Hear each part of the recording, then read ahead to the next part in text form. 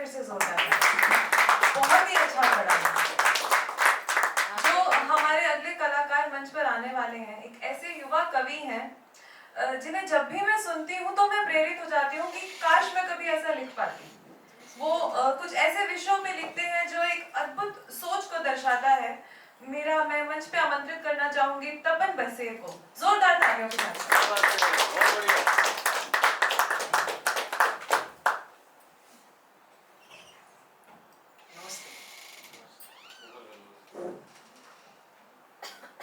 जिस तरीके से घड़ी महंगी नहीं होती, घड़ी के अंदर का समय महंगा होता है, ठीक उसी तरीके से शरीर महंगा नहीं होता, शरीर के अंदर की आत्मा महंगी होती है। और मैं प्रकृति पुत्र तपन बसेर आप सभी को मेरी उसी महंगी आत्मा के तल से नमस्कार करता हूँ। तो कुछ कविताएं आप सभी के समक्ष प्रस्तुत करता हूँ। पहली कविता का शीर्षक है ठहराव। किस चीज का ठहराव? अपने चंचल मन का ठहराव। ऐसा मन जो सतत विचारों में उलझा हुआ रहता है, यहाँ तक कि जब रात को सोते हैं तब भी अनेक सपने आते रहते हैं, लेकिन जब उस मन का ठहराव होता है तब कैसे विचार आते हैं, उनके ऊपर के विचार कविता है प्रस्तुत है आपके सामने। ठहराव है अशांत चित्त का, ठहराव है अशांत चित्त का, मन तो बड़ा विचलित है। ठहराव है अशांत चित्त का, मन तो बड़ा विचलित है। आत्मनिरीक्षण के लिए निकल पड़ा यह परिमित काया है। तपन जो है भीतरी मन में अभी थोड़ा तिलमिलाया है, कि तपन जो है भीतरी मन में अभी थोड़ा तिलमिलाया है। आखिर 84 लाख योनि के पश्चात मनुष्य जीवन जो पाया है। याद अभी भी आती मुझको, कि याद अभी भी आती मुझको मेरे प्रिय गुरुजन की, कि याद अभी भी आती मुझको मेरे प्रिय गुरुजन की। पाठ जिनसे सीखे मैंने इस दुनिया के अभिमंत्रों की, भ्रुकुटी में तांडव सा करता कुछ नया सा करने की, संलग्नता से व्यवहार कौशल परिणित मानव बनने की। ठहराव है अशांत चित्त का, निर्मल बहता परिमल है। शव से जो लोग यहाँ, कि शव से जो लोग यहाँ आत्माएं जिनकी मरी हुई, कि शव से जो लोग यहाँ आत्माएं जिनकी मरी हुई। शतरंज सी वो बातें इनकी जीत सिर जो चढ़ी हुई, ललक हमेशा रहती इनको जीत ही सिर्फ जीत की। पता नहीं शायद इनको मौत को आगे खड़ी हुई, मौत को आगे खड़ी हुई।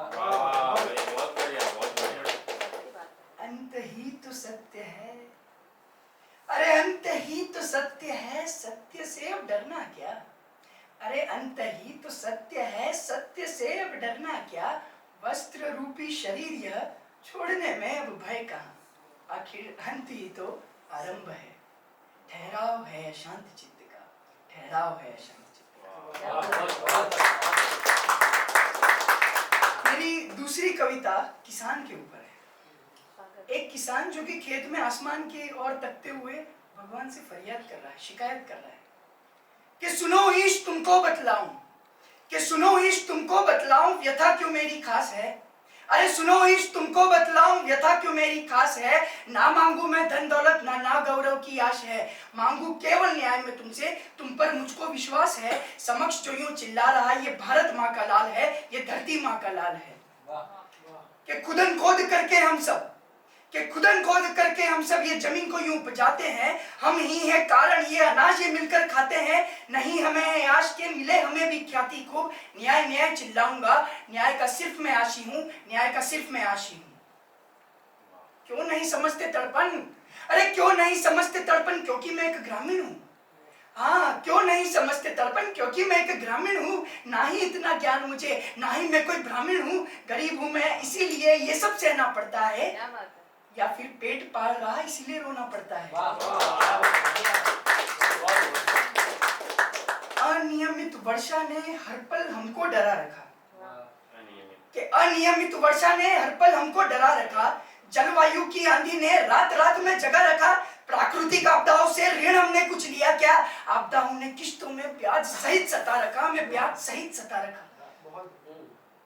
कि हरी भरी हो खेती जो, कि हरी भरी हो खेती जो कर्ज हम कुछ लेते हैं, कि हरी भरी हो खेती जो कर्ज हम कुछ लेते हैं, पकड़े दामन कर्ज का मुसीबतें हम सहते हैं, बाजार में जाए हम फसल स्वीकार न कहते हैं, दलाली खाए बिचौलिए हमें नोचते रहते हैं, हमें नोचते रहते हैं। इतनी सारी व्याधि ने इतनी सारी व्याधि ने तनाव ने मुझको डरा रखा, कि इतनी सारी व्याधि ने तनाव ने मुझको डरा रखा, होती इच्छा मुझको थी मैं हत्या करने हुआ खड़ा, रस्सी पर ये हाथ था काल को मैं ठुकराया था, लड़ना मुझको आता है परिचय किसान बताया था, परिचय किसान बताया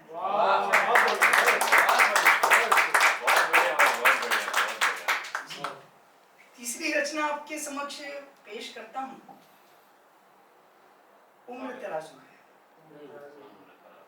उम्र तराजू है तो एक बार झुला दे, उम्र तराजू है तो एक बार झुला दे, क्यों समय लगे ये एक बात बता दे, रब को पूछने तलक ये बात तू भी जान ले, चाहूं दिल जान से तू रब का पता दे, क्यों मिले ये आईने दिल नहीं है साफ, क्यों मिले ये आईने दिल नहीं है साफ, क्यों मिली इमारतें निभ है जिसकी खाक, राख में बदल दूं मैं देह एक ही जात, बाद में मिले जो मुझको इश्क हूं या नाथ, इश्क हूं या नाथ।